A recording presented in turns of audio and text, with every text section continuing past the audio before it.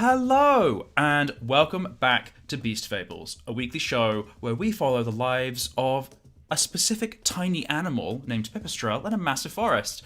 I'm Brian, and I will be your narrator for today's adventure. I use he, him pronouns, and I'm the founder of Dungeons on a Dime, a publishing imprint creating entry-level tabletop role-playing game content. I am joined today by the one, the only, Atlanta Pritchard Barrett, who will introduce themselves or herself right now.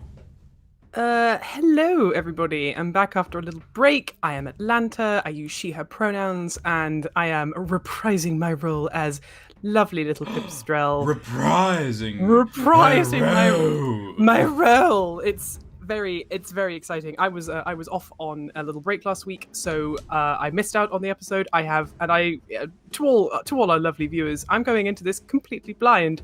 I don't know what happened last week, and I am very scared. I need many supportive pats for my tiny bat, please. If she dies, I will never. Bat pat. If she dies, I will never speak to Brian again. So. Okay. I mean, it's a sacrifice I'm willing to make. How dare you? For the story, the drama. The drama. We are playing Adventures on a Dime, a role-playing system designed to tell exciting stories with simple rules. You can find the full character sheet on Roll20, our delightful sponsor.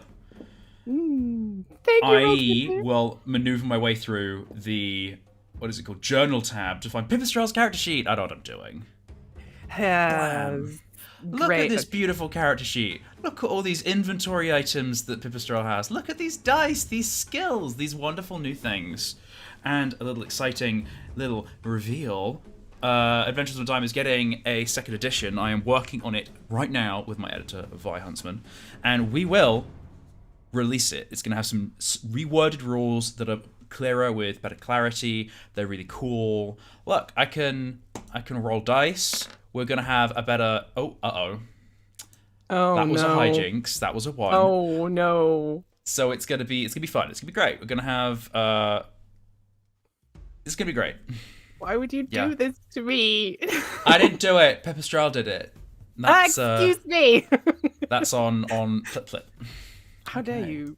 My little girl is wonderful, and I don't know what I'll do with myself if she dies. I can't go through the emotional turmoil of rolling a new character. I can't do it. Well, I'm glad that you can't go through the emotional turmoil of rolling a new character, because you don't roll characters in Adventures on a Dime. You choose. You forge. Oh, indeed. You make. You forge character. Okay, apologies. And speaking of Adventures on a Dime, it is available on Roll20, our delightful sponsors. They are basically the Zoom of board games. You can get it, Adventures on a Dime, for free. You can find all these cool modules on the marketplace that you can buy, and they're really cool. And Roll20 is awesome, and we love them. I am trying really hard not to sneeze. Okay, I'm fine. I'm fine. Bless you. Okay. The tension ratchets up. Pipistrelle, do you want to remind us what happened last session? Well, for the last session that I remember, yes, what happened 2 sessions ago before a unfortunate split from the group? So two sessions ago, we had made our way. I just need to go to the map so I can remember names. We had made it to Lallis Dock, and we made it there by sort of nighttime. It was sort of. Well, I think it was dark. I think dawn was approaching, but it was dark. We were spending a lot of time sneaking around. We were post fight in the barn with Ludson's unfortunate accident with the rat. So everyone was, I think, a little bit on edge. So we had made it. So we'd made it all the way to Ladstock. We'd all sort of split up to sneak around and try and figure out what's going on. We have found that there is more of those, more beasts wearing the red bandana, seemingly to be part of the same organization or collective or whatever it is. We don't. I think, or at least as far as Pipistrelle knows, she doesn't know yet. We don't really know what's going on. And Ludson had gone ahead and was sort of sneaking around and had found a vole. I think it was a vole, a water vole potentially. So yeah, sort of another sort of large-ish rodent, a vole, who was very drunk and sort of stumbling around, and Ludson had been spotted by this vole who was sort of questioning him and being quite sort of like, who are you? What are you doing here?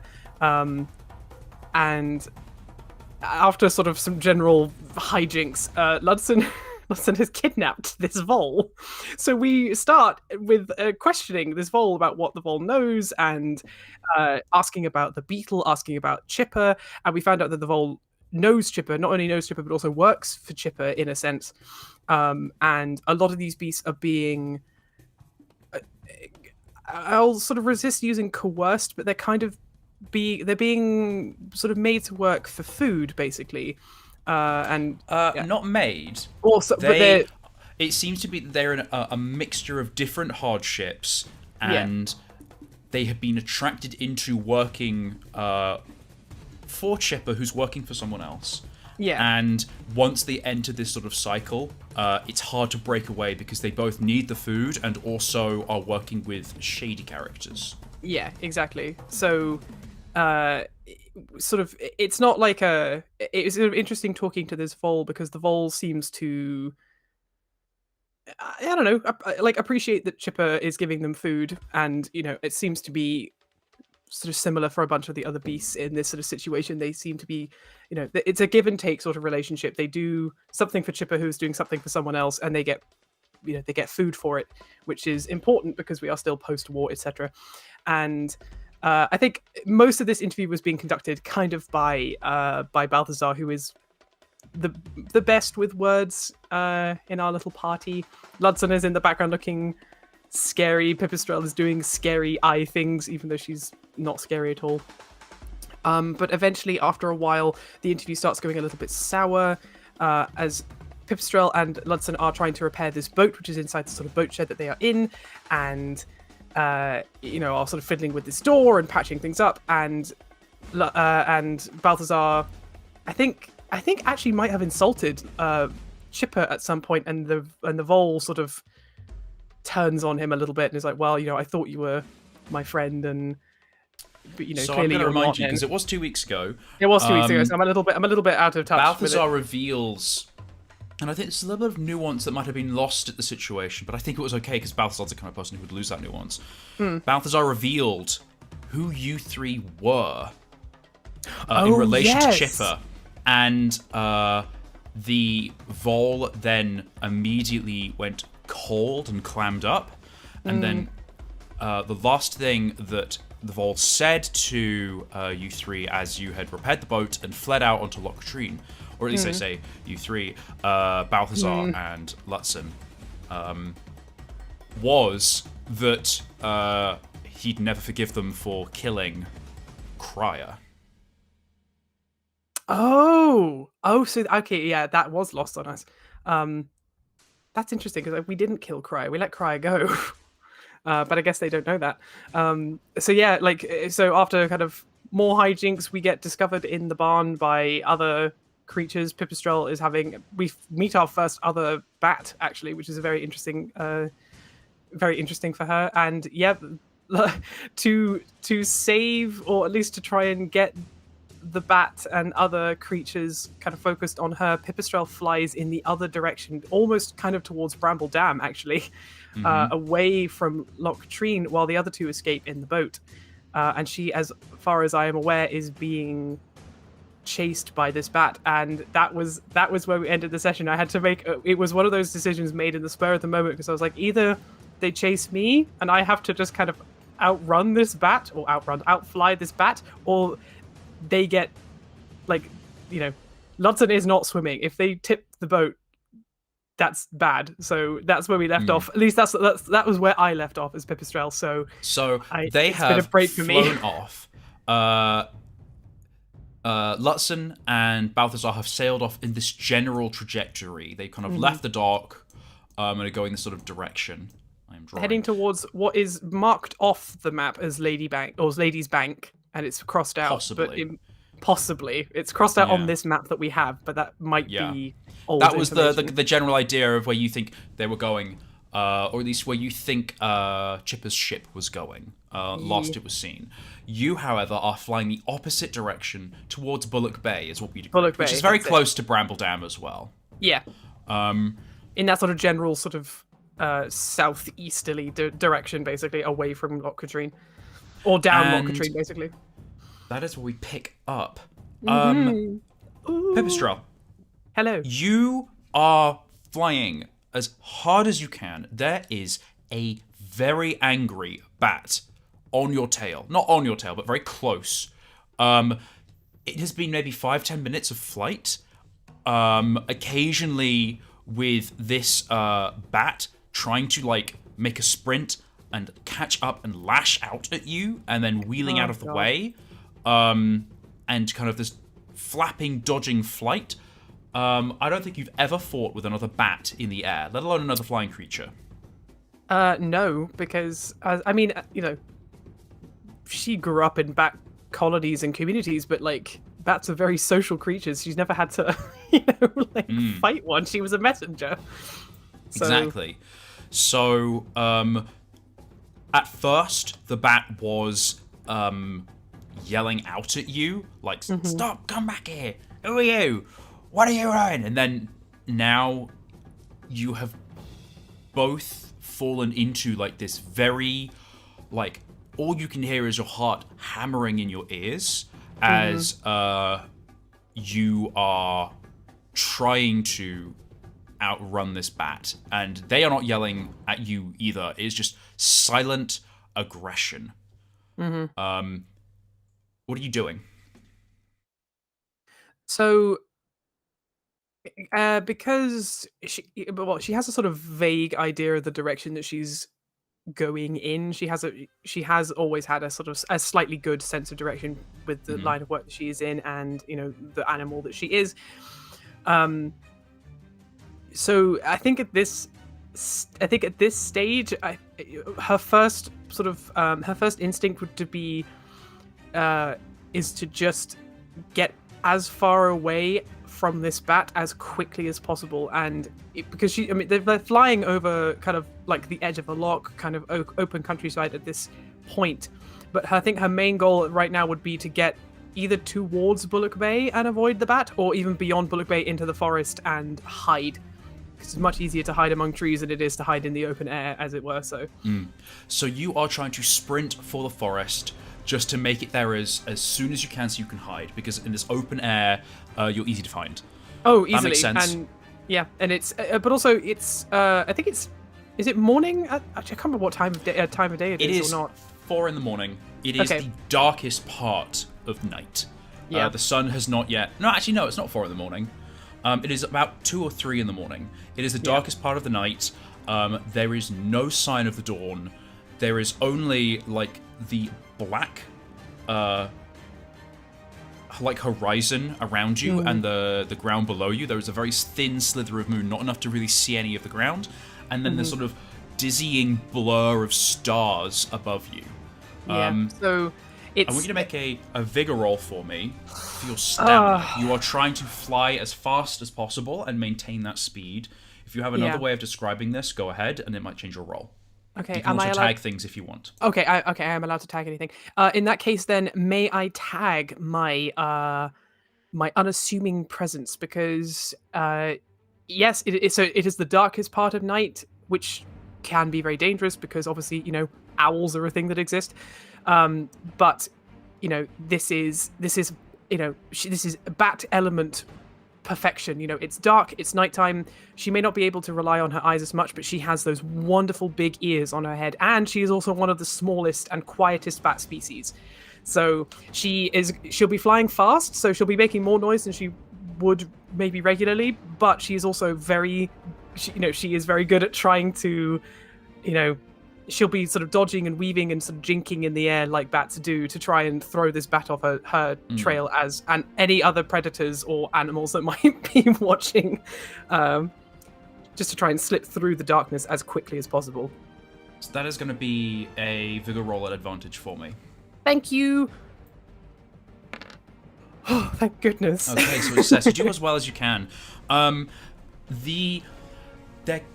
comes a point where you can catch your breath for a couple beats of your heart, and you turn and look back to see where this bat is, and it is following in your trail and lighting up the bat from behind. This pursuing red bandana, or what do we call them? The red fangs.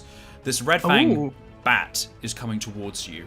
They are lit up behind by the burning shipyard that was Lala's dock. Oh God. And you see that they are determined to catch you. Oh no. So you manage to evade them for now. You make it closer towards Bullock Bay and that area of the forest. Describe to me again another tactic to try and get there faster or avoid harm. Okay, so this is going to be kind of a weird question, but would it be possible to tell if there is any wind, what direction the wind is currently blowing? Yes, the wind is blowing perpendicular to you, so it's blowing this way. Okay. Towards Okay. Blueberry Pond. Yeah. Oh, interesting. So northeast. Interesting. Okay, I think... It's a light breeze, not very heavy, not like a wind. No, okay. I think... Oh, kind of like this whole decision to fly on my own. This could go very poorly. I think she is going to do a little dive. She's going to drop some height, and she is going to see if she can maybe confuse the other bat just long enough to get a head start, and she is going to try flying with the wind, because I don't know what type of bat this is. I don't know if it's a species that's like as big as her or bigger than her. So you're a Pipistrelle, so you are you're a long-eared. This is I'm a the fun long-eared thing. I'm a long-eared You are a brown bat. long-eared brown bat called Pipistrelle, which is a different breed of bat, which is confusing. Because this is a Pipistrelle. Oh, okay. So is this a common Pipistrelle then? A common Pipistrelle. Beefier So for having... chunky. Yeah. Not chunky, beefier. So having possibly fought and attacked and flown around a lot, but it is a short-eared brown common bat. Okay, that's interesting. So I think common Pipistrelles, I think, are slightly bigger than long-eared brown bats, but not by much. So okay, she hasn't really got like You're a very size similar advantage. in size. Yeah, we're similar in size. Okay, well in that case then, this is really going to have to be a very much a kind of avoid and evade type of tactic. She's going to dive and kind of use her sort of orientating sort of ability to just confuse the bat long enough to then just quickly ride that breeze. It's not much of a breeze, but hopefully she's thinking, because bats are small and light, that it's just going to be enough just to propel her forward enough that she might get some more distance. She's not going to lose the bat. I just don't think that's going to happen. But I think if she can, so that's going to be a cunning roll. A cunning roll to try and like make a sharp turn into the darkness. Yeah. Can I tag my orientate? So I don't think it necessarily gives you an advantage. Oh, it just okay, lets that's you know fair. where the wind's going. Okay, and it's just a straight roll then. Oh, please. Okay. Success. You do as well as you can. You dive onto the wind, making a sharp kind of like left bank, folding your wings in, getting momentum, and then putting them out again to try and soar a little bit and flap as you've seen other birds do. The bat is going to try and make a cunning roll to follow you. And it has advantage because it knows this lock very well. Oh god, of course it will. So that is a No! 7. Oh, okay. So it does succeed. It does manage to follow you. You hear like the flapping grows slightly distant, and then you feel claws like graze the back of your flight suit, not catching, but so close. And a disgruntled like, what are you doing? Oh god. Okay. So she dropped. She had to drop in height. Okay. I'm gonna make a little P on the map. Okay. And that's where you are. And I'm not being rude. P is for Pipistrelle. Okay, so... So you are at the edge of the lock, if at that the makes edge of the lock. sense. Right, okay. Like, you could go out onto the lock, or you could go towards the forest, or whatever. You want to, any direction you want to go in. But, like, you were, like, I would say, It's too small for me to move. There, you were there, and with the diving and the following the wind, you're now like over here. Now there. I think. How do I do the arrow thing again, where I sort of point in the direction? So it's the below the magnifying glass. There's a little ruler, and then you want to select no snapping, so you can click anywhere and drag it anywhere. Perfect. Okay. I'm gonna zoom a little bit on the map, so we've got like good detail for the viewers at home. For the viewers at home, so I'm here. So like Blueberry Pond is this way. She doesn't know where Blueberry Pond is, but I think she's gonna head in like this direction. Mm-hmm. I think because you're able to orientate, you can actually see gentle glowing dots of light. So you see a glowing dot of light for fallow fields over here. Hang on, I'm gonna do this thing. So you can see the glowing dots for fallow fields. You've got the height to see Aspen Grace and Willow Moot, and you can also see a glowing dot roughly where Blueberry Pond is on the map. Okay, she's not gonna fly directly at Blueberry Pond, because I think if she flies directly at it, like the other bat will be able to also see her like silhouetted against the light. But she's gonna fly kind of like in this direction, kind of towards it, but like not exactly to it. And she's dropped quite low, and she's just hoping that that she will be able to hide just against the general blackness of the water, because like bats can see in the dark, they can see reasonably well, but they rely much more heavily on their ears. So she's just hoping that if she can glide low with the wind, and also just with the general, sort of the air rising off the water, that she'll be able to glide and flap at a minimum to be able to avoid being heard. That's kind of the biggest thing. It's like not so much being seen, it's more about being heard by other creatures. So that's going to be a vigor roll for me. Okay. Because you are trying to. Yeah. Can I tag one of my skills from my new job, which is can I tag my thirst to prove, because she's leaning hard into this like sort of fast flying messenger training aspect, which she's never had to use before. Like she's never actually had to use like the dangerous parts of her training. She's just like, take a message and deliver it. So but, like, who are you proving? Who are you proving? She is 100% proving this to herself. Like, I can do this. Like, I can. If I can make it towards Blueberry Pond, I can tell them that I'm with Balthazar, and then maybe they'll protect me. Maybe there's a wolf there. Like, okay, I'll let you tag it, because it's a skill you're training. You don't get advantage. It's just a straight roll, but you do get to tick that you have tagged it, so you get your second point. Yay! Thank you. Okay, please. No! What a time for a hijinks! Damn you, Vigor! You cursed me, Ryan. Something goes terribly wrong. The narrator describes how things go awry and hijinks may follow. I'm gonna say that as you go towards the water,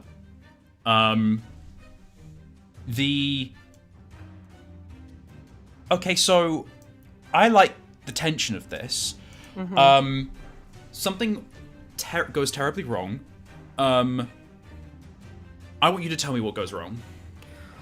I want you to give me an inkling of what Pipistrelle essentially what gets the better of her. Oh God. I think the thing that might get the better of her would be like how do I explain this? Like, so she's being followed by a solitary bat.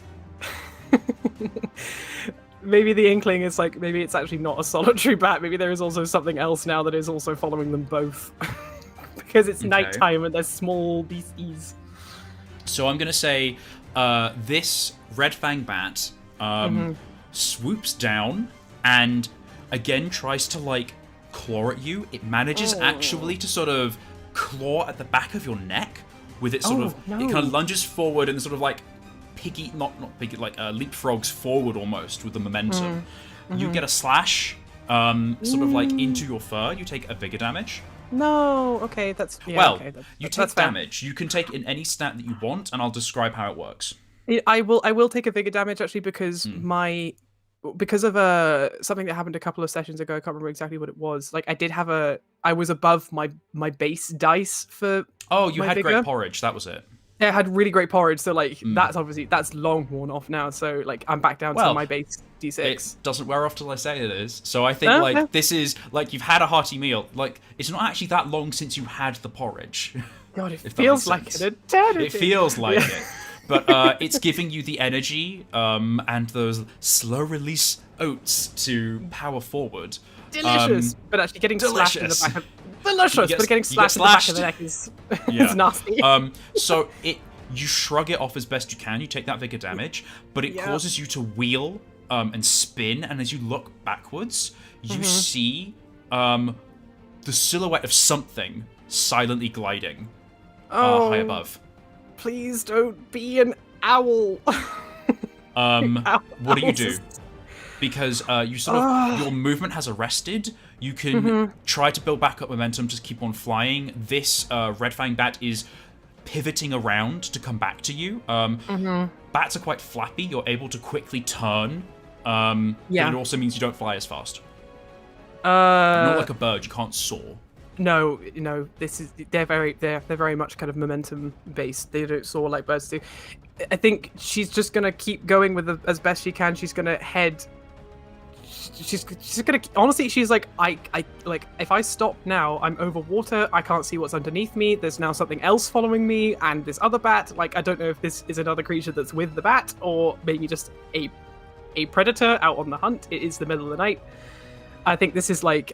Panic is now starting to set in. She's like, I just have to keep going. I have to get if I can get to Blueberry Pond, I might be able to avoid this if I can just get across the water. So she's going to stay she's going to try and stay low, but she is now listening really hard to the bat, because if she hears the bat coming down for like another swipe, she is going to try and jink in the air and see if she can get him to like fall beyond her and like maybe fall towards the water, because it's going to be a lot more difficult to gain height again than it is to just kind of keep flying in a direction, if that makes sense. Okay, so anyway. I want you to make a cunning roll. Okay. Because you're trying to be aware of your surroundings. Are you tagging anything to help with this plan? May I tag my staying alert, because we are now into very high pressure situation, and this is the sort of thing, being aware of predators, evading them. Normally you would be able to keep a much wider view and hopefully steer away from them, but you are in a dangerous situation. This was also where those skills tag in. So yes, you have advantage on your cunning roll. Oh, thank you. Please, no more hijinks. Oh, thank God. So that's a success. You do as well as you can. You are able to dart and weave around several more like attempts from the Red Fang to strike at you. It is solidly flying above you and then occasionally like dipping down to like try and grab or claw at you with its back claws. And it is frustrated, but because it's drawn blood, it's not gonna give up. Keep on flying, but because you are being more defensive, you're flying slower. So you move a little bit more towards Blueberry Pond. Maybe this is... It feels like it's been 4 hours. It feels like it's been 5 minutes. You have no idea what kind of scale of time is going on. You are feeling tired because you have been flying for a long time. Okay. Especially as you're not used to it. Because not only have you been flying from... like sprinting from Lalastock to Bullock Bay, but then turning to Blueberry Pond, but also you were flying around Lalastock for like 20 minutes before you started. So I want you to make a vigor roll for me, just straight up, to see how your stamina is, just to let me know how you're doing. Oh, Pipistrelle, please. No, come on. Okay, that's going to be a vigor damage. No! To represent your fatigue. Okay. Oh, God, down to D4. So, what are you doing? The fatigue will be setting in, but I think this Pipistrelle is she is the 100% she is the panicker. I think in with her little group of friends, she is the one who is like the first to start panicking when things go wrong, and like the only thing that she can think to do, like she's getting tired and she can feel it. She can feel it in her wings. She can feel the back of her neck bleeding and like starting to soak her flight suit, which is a very unpleasant feeling, and like dripping into her fur, etc.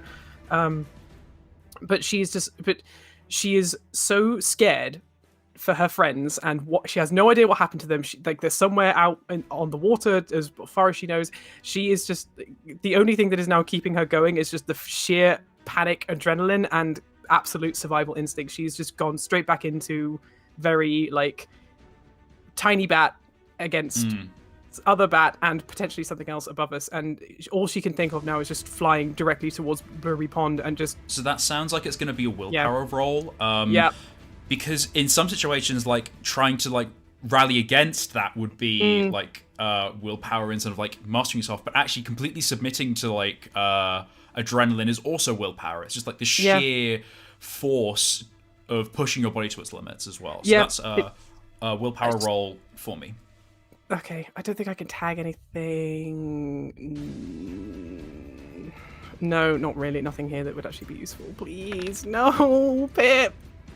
No. There is the Red Fang lunges down towards you, and at the last minute, wheels to like banks to the left, and on instinct you bank to the right. It's sort of like a slightly paler black against the rest of the black of the world shifts past where you both were only moments before. And you realize you are much closer to the surface of the water than you were, because it slashes at the water and flicks up at you. It's not like you get splashed into the water, but it's just sort of like this whoosh. Claws rend and plunge into the water and then fly forwards. There is an owl, now actively trying to eat both of you. Yeah. Great. Owls. Oh my god. Okay. Yeah, you know what? This is full, like, if I don't make it to the other side of the water, if I don't make it to Blueberry Pond, I'm going to die. And that is the only thing that is getting, like, is going through her mind right now. It's like, if I don't avoid this bat and avoid this owl, I am going to die. And my friends will never know what happened to me, because the owl will eat me and take me away, and I will go elsewhere, and that's it. So she is just like, but she is like, I am not ready to die today. Mm-hmm. I am trying to save my friends. I don't want my last ever instance of seeing them in a blind panic in a burning barn. This is again, she is liable to panic, but with this whole like thirst to prove thing with her new job, you know, Pipistrelle is a determined individual. Like, she may panic, but she's brave in her own way. And she is not ready to let this bat and this owl take her elsewhere when she's not ready to go yet. So tell me what you do. She looks towards Blueberry Pond, and she thinks about Balthazar, and she thinks about Ludson, and how much she loves both of them. And if she can just get to the gate of the toad log, if she can just get there, she can raise an alarm and look for help and find her friends. And this is just so you're just flying forward then. Okay. I think it's just a like, it's just yeah. a she's gonna if the thing is, like, if she drops any lower, she's gonna fall into the water. If she tries to fly any higher, it's gonna, like, she will lose even more speed. And this is just she has to go as fast as she possibly can with what energy she has left to get to Blueberry Pond. So that's going to be another willpower roll for me. I can't tag anything. I don't have anything that's really useful for this. I mean, I don't know if I'm allowed to tag staying alert again, but am I allowed to tag it if I explain it in a different way? Yes. Okay, so now that she knows 100% that it is an owl following them, she's fought an owl before, she's been around owls, you know, she's a bat. She knows what an owl is. She knows that they're very quiet, but she also knows that the other bat is also trying to avoid the owl, and if she hears the other bat dart out of the way to avoid the owl, she knows that she can also dart out of the way to avoid the owl. So this is not willpower, this is more cunning. Yeah, you're trying to rely on manipulating how the different animals react. So I want you to make a cunning roll at advantage for me, if that's your plan, is to try and like avoid the owl or avoid the red fang by hoping that by like flying in opposite directions and trying to split the owl between the two of you. Basically, yeah, that's basically exactly what she wants to do. Okay. Thank you for giving me advantage. Thank God. Okay, so that's a success. You managed to split some distance. The owl swoops down and tries to grab one of you. And fails. It dashes the water again before swooping by kind of like, swooping upwards, and gaining height again to try and grab you again, or grab one of you. And because of its like dive, you have both split away from each other. You kind of glance over, and see the flapping form of the bat, just the barest silhouette of it. You are now at the same sort of like how to put it, like you're both, I'm gonna draw a little thing, like if you are like equal to each other and there is a distance between you, if that makes sense, where previously it was like a chase, you've now, does that make sense? I can't find my word for it. Oh, so we're now parallel to each other as opposed to... Yeah, you're parallel as opposed to chasing, and there is a slight kind of gap between you, like the breadth of an owl's wings. What do you do? I think this is now... Okay. Okay, this is now this is her chance to... This is her chance just to use any energy, any strength, any tiny modicum of determination that she has left. She is going to fly as fast as she possibly can. There's going to be a tiny bit of regret because she's going to try and fly away as fast as possible away from the other bat, and kind of in her heart, even though it's a bit cruel, hope that the owl goes for the Pipistrelle and not for her, not for her as the long-eared brown bat. Pipistrelle, not the Pipistrelle. Not the Pipistrelle, not me, the Pipistrelle, but the Pipistrelle, the common Pipistrelle. Like she hopes that basically just by like making like a mad dash. Where are you flying? She's still kind of like, she's basically almost going directly like north now. She's gonna keep following the light, but she's gonna hope that because she's going, hopefully, if she can, faster than the other bat, she is going to look like the less appetizing meal, because it's going to be more work for the owl to get to her than to the other the other bat. Basically, she's trying to make herself look like the lesser of, like she's trying to make herself look like the more difficult meal. Trying to go faster than both a bat and an owl will be a vigor roll. To keep going in the same direction. Okay. Can I tag? Okay, what can I do here? Am I allowed to tag my unassuming presence again if I explain it properly? Well, not properly, but like differently. If you... Yeah. So... Yeah. So owls are, very sight... they're very hearing. They are also very hearing-based animals. They have big eyes, but kind of like bats also have big eyes. Like they rely much more on hearing, and she knows if she sort of again just uses the darkness and flies sort of as she is at the moment, she will hopefully be able to flap. She will need to flap, but like just the least amount of flapping possible. Use that little, that little bat body, that small stature to be able just to fly fast. It's gonna be away. It's impossible to both flap faster and flap less. Okay, that's fair. I think trying to be less of a target will make you move slower. Okay. Or not less of a target, but to look meek and to look unassuming requires you to fly slower. What effect that will have on the situation, we will see if you try it. Okay, I think because I don't know what else to do here, because if I fly any lower to the water, if the bat hits me again, it might like knock me into the water. If the owl gets me, that's game over. The only thing I can think about doing is just like now that the other bat and I are parallel to each other, is it like I don't think she's not even trying to outfly the owl. She can't outfly an owl, but what she can do is she can outfly the other bat. And if the owl sees that she is further away and that the other bat is still closer to the owl, then hopefully it will go for the other bat and not for her, because the other bat is just closer. So she's just banking on the fact that if she just darts away, follows the wind as best she can, gets lucky with a little updraft or whatever it is, like, this is down to luck. This is down to like if she can just get away as quickly as possible, even just like another another 10 feet away from the other bat. Not even the owl, just the other bat.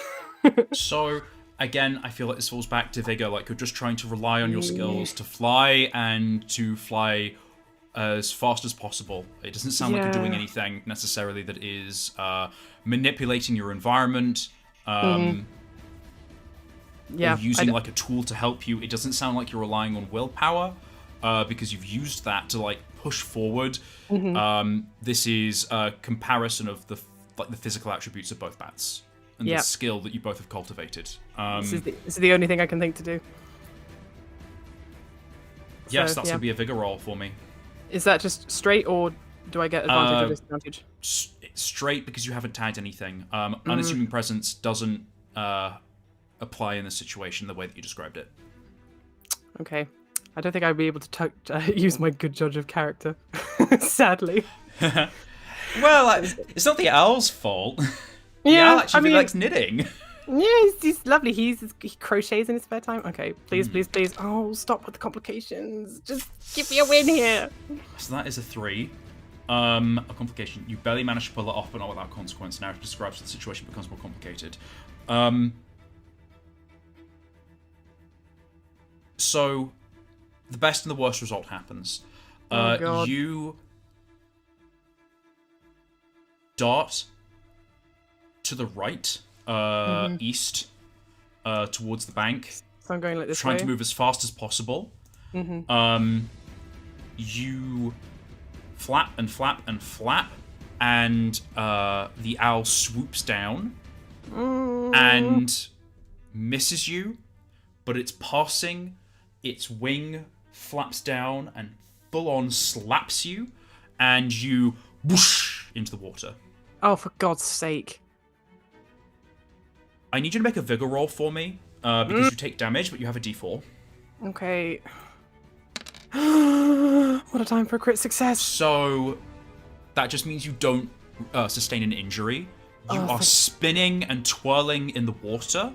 And I know that bats aren't strong swimmers. No. How close am I to the shore? I have to be pretty close, You are right? disorientated right now. You weren't quite sure where the lock ended and the shore began. This marker is more for like our progress through the scene. But Pipistrelle is not so sure. Right, okay. The water is cold, maybe 5 degrees. It is a shock to you.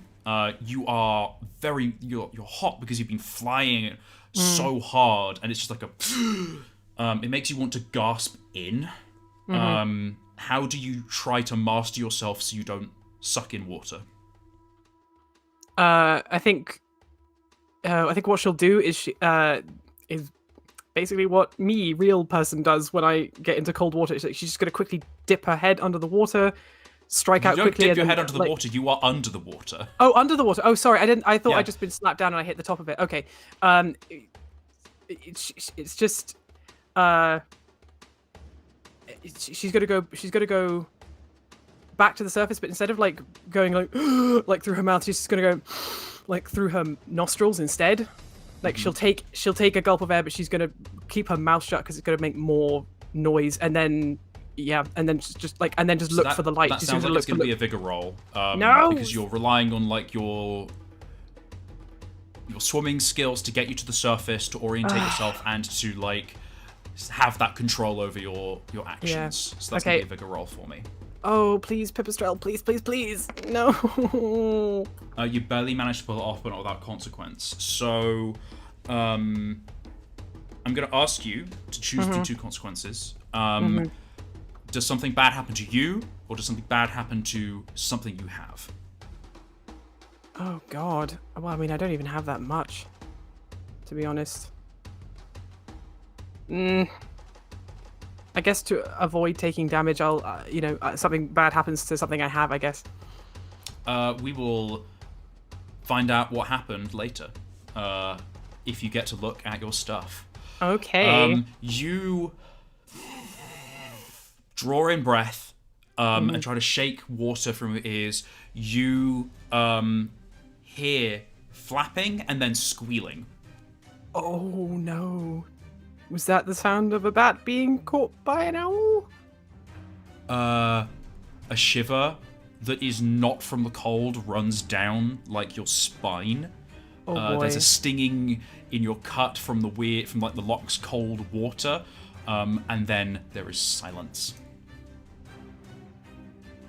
Oof. Yeah, yeah. It seems like you've evaded the owl.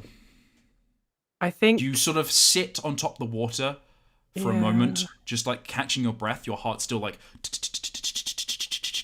hammering inside of your chest, trying to tread water as best as possible, but you recognize that you are already exhausted from flying. You're not a strong swimmer.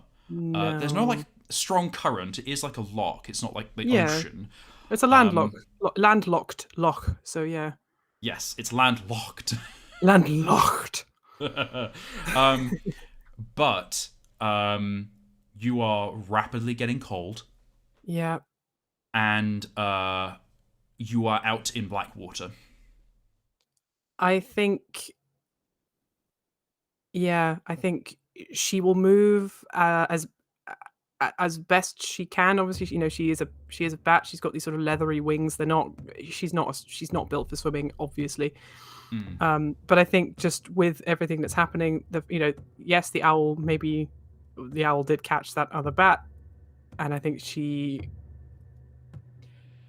that feels bad, and I think she is kind of a little bit disgusted with what she did. But this was a life and death situation, and if it really was a case of it was either me or the other bat, and the other bat tried to kill me, so she's trying to marshal herself, but she will just be, to the best of her ability, she will just be treading water. She's kind of doing almost like a doggy paddle, just with her wings, because she doesn't know what else to do, but she'll be moving. She's listening. Her ears are out of the water. She is just she's moving as quietly as she can through the water, but she is listening hard to any noise, to any possible sound that the owl might still be around, or that there may be other bats in the air looking for her. And she's just going to keep moving towards the light at Blueberry Pond. She's looking towards the lights, and that's it. And that's all she can think of is get to the water's edge. Just get to the water's edge. Do not stop. Get to the water's edge. The continual effort to swim is going to be a vigor roll for me. And the effort to listen to your surroundings will be a cunning roll. Okay. I would say that you can't tag anything for the cunning. Oh, you've already rolled. Sorry. Because I would assume you tag like your staying alert, but also you have disadvantage because you're swimming, and also there's water in your ear and stuff like that. Yeah. So something goes terribly wrong, and actually got things go right, and you barely manage to pull it off, but not without consequence. So we're going to resolve the then reverse order. We're going to start with the cunning. So complication. You are trying to listen as hard as you can. You paddle, stop, listen, paddle, stop, listen. The cold is draining into your muscles, and you're starting to lock up a little bit, and you're feeling all the stitches and the aches, and when you try to push your arms out to swim, or your wings out to swim, suddenly it is they resist you, and it's rare that it's that weird alien sensation where your body isn't doing what you tell it to do, and it's never a fun sensation. You are trying to paddle and swim as fast as possible. I want you to roll a d4 for me for vigor damage. Oh god, okay.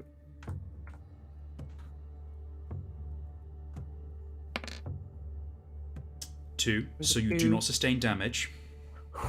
Okay, thank God. You continue swimming and then feel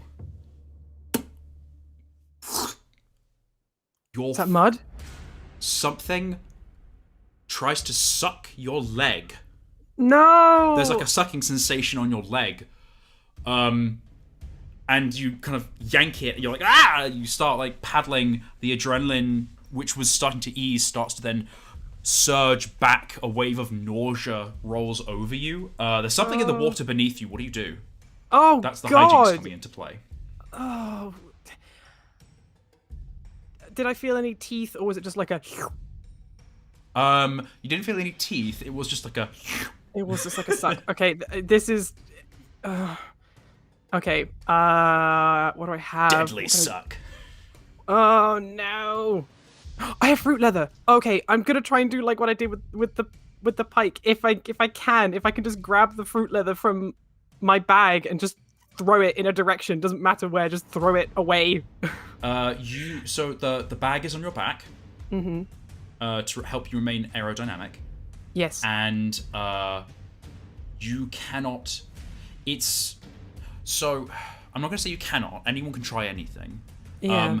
But it's a But it's bag gonna be on really your back. hard. You're soaking wet. You're swimming in water and you're tired. You would have to go beneath the water surface to be able to maneuver, to use both your arms to take the To get bag it. off and Yeah. open it and that mechanical action. Just so you know. So if you want to continue Okay. with that course of action, you can try. I don't know. I feel like going under the water at this stage at night when I can't see anything and being tired and not a strong swimmer. It just feels like I may as well just hand in my character sheet now. I'm not doing that. Oh God! But I don't have anything else, and she's so tired. I don't know what to do aside from she's. I think the only thing she can do, which is just like.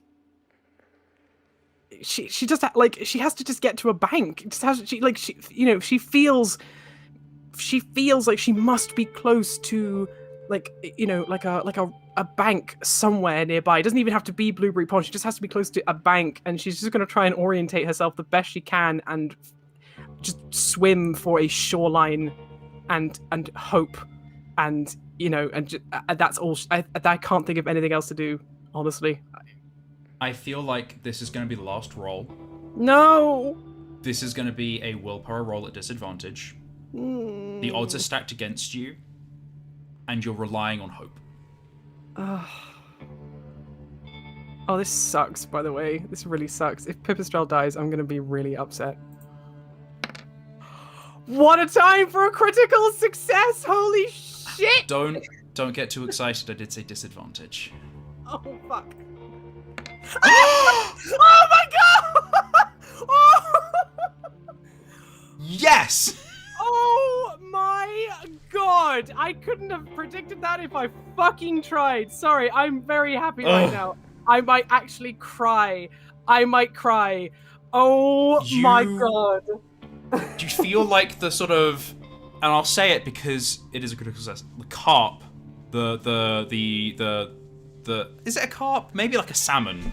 Yeah, a salmon. Oh god, a salmon live in locks. There's a salmon just going blah blah. Ooh, something interesting. I'm gonna, and it sort of tries to suck your leg, and you go You could kind of suck nibbles at you several times, and it is the most distressing. Yeah, at least Like it's not. it is so uncaring. There is no like effort. It's lethargic. Here's you struggling to see if you don't drown, if you don't get eaten by an owl, if you don't die, and there's this dumb salmon just trying to like gum you to death. And you swim and swim and swim, and you're slapping the water and slapping as hard as you can, and then you slap the water and you slap upwards, and you realize, oh my god, a rock, and you crawl, wet, shivering onto a rock. You fall just slack. You breathe, you pant, the cold, the chill lying on top of you. And again, you sit there for what feels like a minute, 4 hours, and heave. You cough up a little bit of water. You didn't know you'd breathed in. You retch, you turn around, you wring your fur out, you flop back, exhausted again.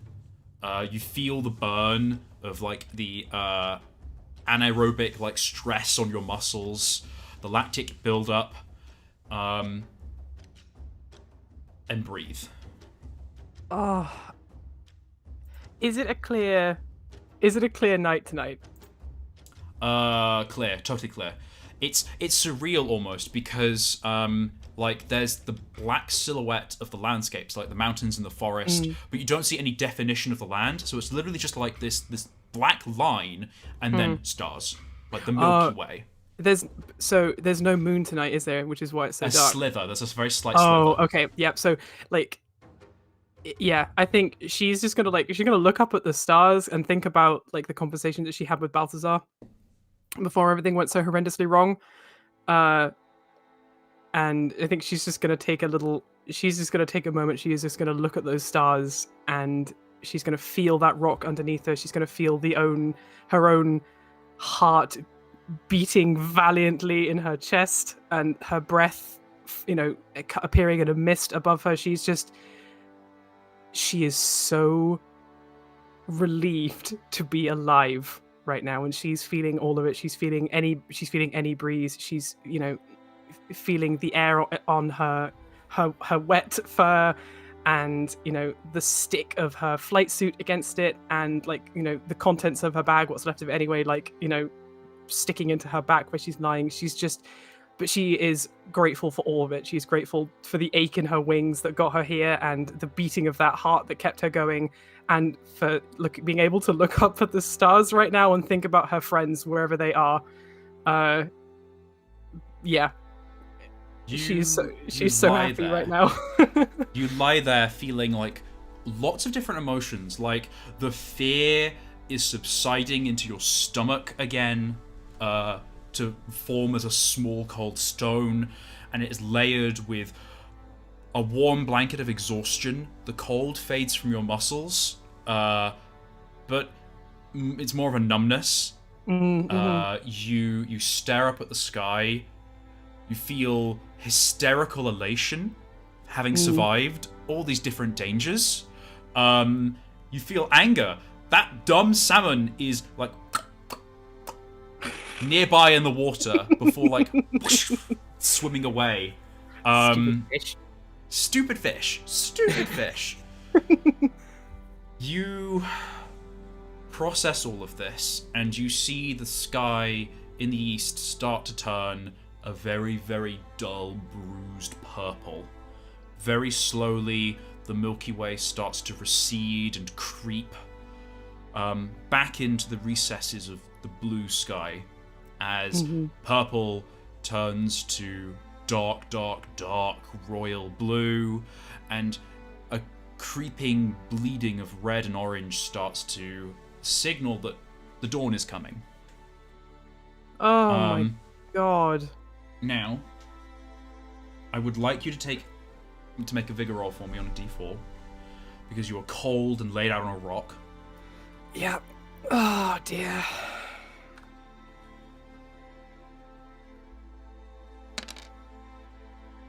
3. You do not sustain damage.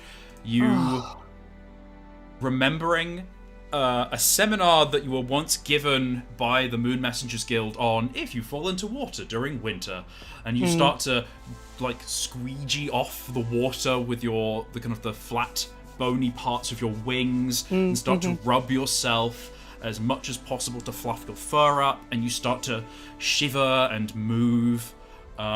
You go into your bag to see if you can get some kind of food into you to start get some energy back. We're going to open your character sheet and see what has been damaged. Yeah, what did I lose? So you had a bag of trail mix, a poultice, a full map, some beeswax. I'm going to say that your full map is a blurry mess. The case that it was in broke open with the force of the owl wing slap from the owl, and it is now just ink-stained paper. Dang it, okay. Like, it is full on, it is just blurred into sludge. Not sludge, Yep. but like it's that sort of like when you print something out and there's like a yeah. Yep. Okay, that's Just yeah. a smear. I think she'd sort of silently curse that, but also know that at least maps are replaceable.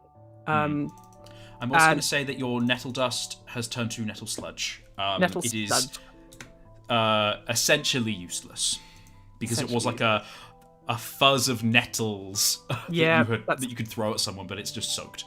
Yeah, no, that's fair. So I'm going to move your poultice into tool 3 because that's where it would fit in your standard gear. Okay. It's in a little clay jar that is sealed with beeswax, so it is fine. Thank God. Okay. Is or the moon. Oh yeah, I think if I'm hoping that the fruit leather has survived. It's damp. I'm gonna say but it's to edible, right? stave off. It's edible. So like I would say, this is it's sort of like I think you do it anyway, but a natural instinct for Pipistrelle is just to eat the fruit leather, so that's gone. Yeah, I like 100%. I was gonna say like if you hadn't have said it, I would have said it. She's just shoved that into her mouth. Like I need energy right now. It's like almost robotic. Rote action. Like you kind of like put one end in, like a fruit roll up. You put one end in, and you're just like, and it's sort of very slowly unrolling into your mouth as you are like reverse printer eating this fruit roll up. Tell me what Pipistrelle's thinking. I think she'll be looking towards the east right now, so kind of away from Blueberry Pond as it is, but like she'll be looking towards the east and she'll be watching the sun.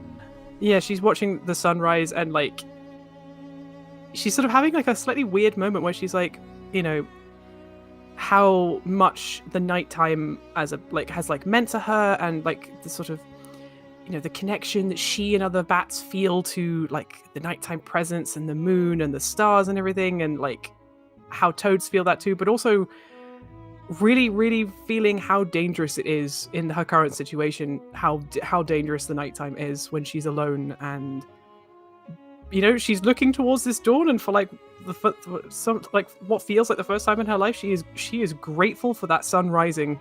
And she's grateful that she can see it, and she's just nomming on this fruit leather. I imagine she's also like, as she's sort of sitting on this rock, and like she's taken off her. I imagine she'll be like taking off her flight suit, firstly to check the gash on the back of her neck, but also to dry the flight suit out. She needs to wring it out in the water before she puts it back on. So you take off the flight suit and you kind of wring it out. It's a thin material. It's more for aerodynamic and binding your fur than it is necessarily for like warmth. So actually, it's not got a lot of water retention to it. Oh, good. The gash is actually above where the flight suit is.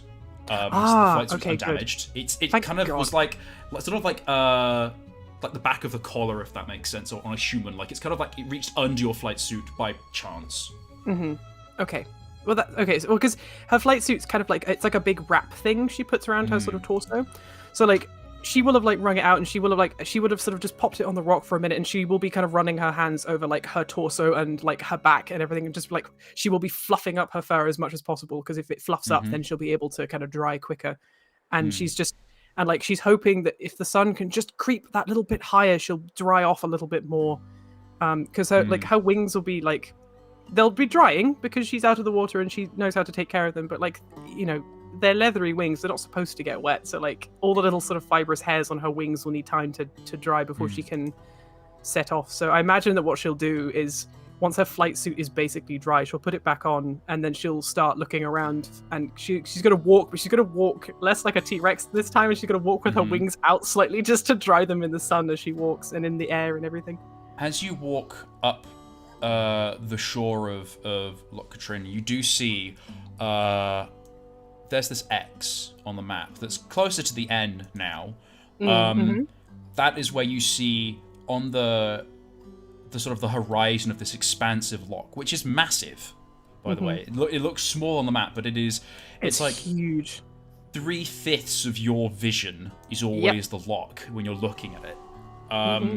And it's expansive, and there's a mist curling that sort of like cuts off your real kind of like detailed vision of what the world is like past like the R. It's like past here, it's just mist. Yeah. Wow. Beautiful. And you see gently glowing on the what is now like dark purple water that's reflecting the sky above, a little glowing green dot. Oh, a green dot. You recognize, to remind you, Balthazar and Lutzen said that they would go out into the boat, and when they felt they were safe, they would let a light out for you to follow them. And that would probably be like Icky Lucky, so that's sort of like green... Oh, the green, yellow, and Vicky. Yeah. Oh my god, so they're okay. Oh my god, okay. Like, so sort of Pip is sort of here on the bank, and like they're over there, so like, she won't be able to fly yet, not until her wings are completely dry.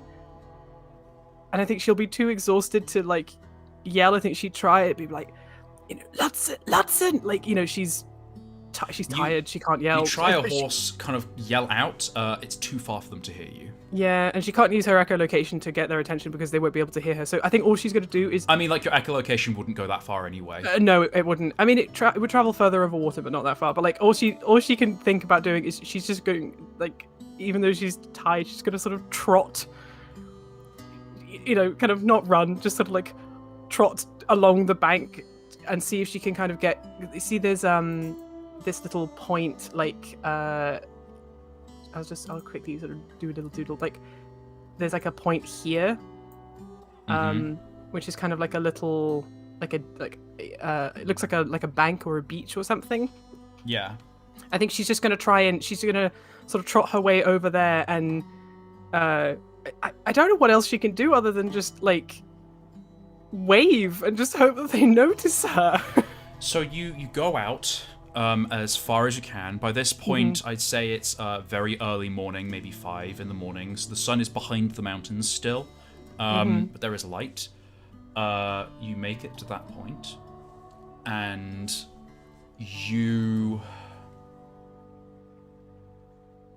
I want you to make a cunning roll for awareness of your surroundings. Oh, okay. Oh no.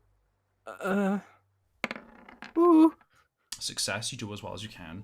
You peer out onto the water, where you saw the green dot, and you see sort of very thin... Well, it's really, really far, and bats don't have great eyesight. You can't see the green dot anymore. Oh. Can I see the boat? Can I see them on the water? You can't see the boat, it's too far away. Oh. Like, it's the perspective and because I'm thinking like animal size as well. Oh, you would need to get closer to like start to make out the boat. It's so far away that you couldn't be able to see it on the water. And there aren't any trees nearby. Because it's not like a human boat where you could see it from like up the lock. Yeah. It's a rat boat, so it's basically like boat. Yeah, it's tiny. It's small. Okay. Because I've been sort of trotting in the sun, and it's been a little while since I landed on the rock. Are my wings dry yet? They're dry enough to fly. You're not trotting in the sun because it's not over the mountains, but you are able to fly. Okay. It's... I think a quick cautionary look around to make sure that she is alone. Mm-hmm. And then I think she would go in the direction of where she saw the light. She will be flying very slowly though, just to conserve energy. You flap up as high as you can. Mm-hmm. Music change. Yeah. And you fly over the water. It takes you maybe half an hour to kind of get out that far. Mm-hmm. Because it is far. Flying slowly and keeping pace. You coast down to where the green dot was. There's not much on the water around here. Mm-hmm. And as you get close to the location, you see something bobbing in the water, a little blob. Uh-huh. You get closer, and do you land on it? If it's big enough to land on, it seems to be floating. So you land on it. You take a breath. Okay. And you sort of shift it a little. It kind of shifts as you land on it and bobs, and you kind of walk a little bit over, and it rolls slightly, and you sort of kind of roll with it, and you kind of crawl over it, and you realize it's the prow of a boat. Oh my god. Do I recognize the boat from the barn? Yeah. It's the floating, sunken... It's like sort of semi-sunken, floating wooden boat. Do I see Balthazar or Ludson or any of their things anywhere nearby?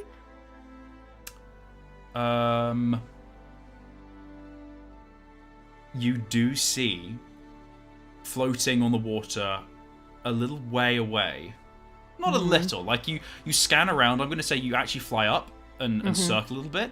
You see a certain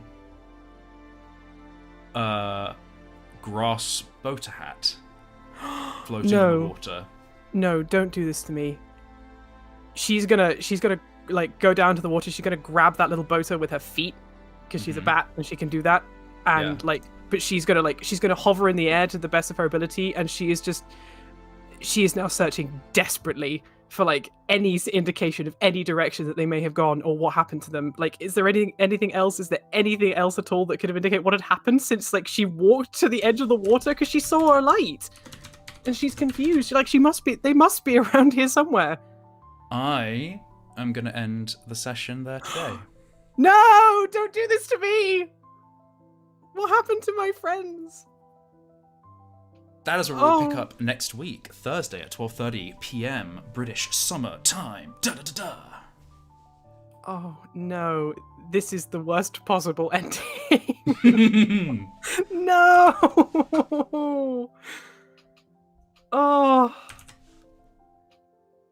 Oh dear.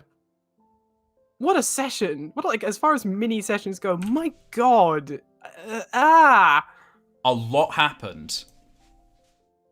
That was a lot. That was a lot. Trademark. I am sweating.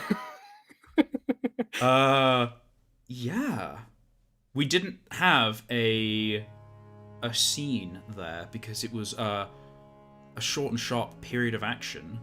So your power doesn't refresh from Vice and Virtue.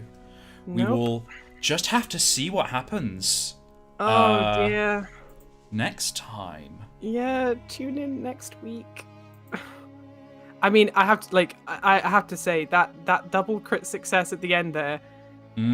I was like in my head, I was writing Pipistrelle's obituary. I'm like, she's gonna die of exhaustion, and she's gonna get eaten by a stupid salmon. Like, that's gonna be her death. Like, exhaustion. And as is the rules, you then become the salmon.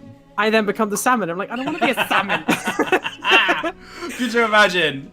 Be like, hello, I am Salmonstrelle. Salmonstrelle. Oh god. Yeah, no, that was. I mean, what a good session, but like, what a horrible way to end it. She's seen Icky Lucky before. I think she would recognize that kind of that greenish yellow light that they give off. So like that kind I'd of say like it's also bright enough now with the sunlight that you wouldn't see a light at a distance as anything other than like it's indistinguishable. Where it was like bright in the darkness, now you don't see like the specific point of where Blueberry Pond is or Bramblethorpe or Fallow Fields as lights because it's now bright enough that those lights are neutral. Yeah, I think. Oh dear. Like, I mean. Obviously, I am so deeply concerned for the other two because obviously I missed an entire week and I didn't watch last week's episode because I didn't want to be spoiled and I don't know what happened to them. And like, something must have happened in that sort of interim period where I walked from the rock where I landed to flying out from the little beach. And like, she's tired and scared and she made Balthazar that boater. He would never just drop it unless he had a very good reason to. So like, either something like caught them or like, something bad has happened, and I'm scared, and I don't like this. And I don't want to have to wait until next week, and I have to. Well, next week when we introduce a whole host of new characters... Oh, no, don't do that! You cruel man. Is it cruel, or just following where the story goes? I'm simply a mouthpiece for the muse of narrative. Sure. Well, this has been a very exciting episode of Beast Fables. I have been Brian Tyrrell, your narrator for today's session. I use he, him pronouns, and I run Dungeons on a Dime, a publishing imprint that makes tabletop role-playing game content. You can find the rules for Adventures on a Dime on Roll20. I'm going to start speaking really dramatically because I can remember what I'm meant to be saying. So you can find all the stuff on Roll20. It's free. You can also find it on Dungeons on a Dime. It's also free. Wow, who would have thought? And I want to show off something really cool right now that is available in my store. It is beautiful. If I actually set the correct thing, you should even be able to see it. Right now the screen is black because I'm dumb. So dumb. Right, okay, hang on. Website, sizing, moving things. Shapow! It's the Dungeons on a Dime website, baby. Heck You can yeah. go to the store and you can find the two-headed skeleton print. It's a gold foil print that I did for Vice and Virtue, the Kickstarter, and it looks so beautiful. It's only £15. And I have 1 million cardboard boxes in my house, so I can send it anywhere in the world and it will stay flat, reinforced. It's made by Jake Stark, who was the illustrator for Vice and Virtue. He did all the beautiful cards. And it's just, I'm really proud of it, and I just want to show it off because I think it's beautiful. It's so shiny, like legitimately. It's like mirror finish shiny. It's just gorgeous. I love it. It looks absolutely amazing, and yeah, I've been having a little sneaky peeky at the one that was in the back of your camera earlier, and yeah, I've got one on my wall. I was like, this is so pretty, I'm just keeping it. Yeah, you should, and it looks amazing. And if to any of you lovely people listening, or who are maybe listening after this has gone live, like, please go and check it out. It's just is 200 million chef's kisses.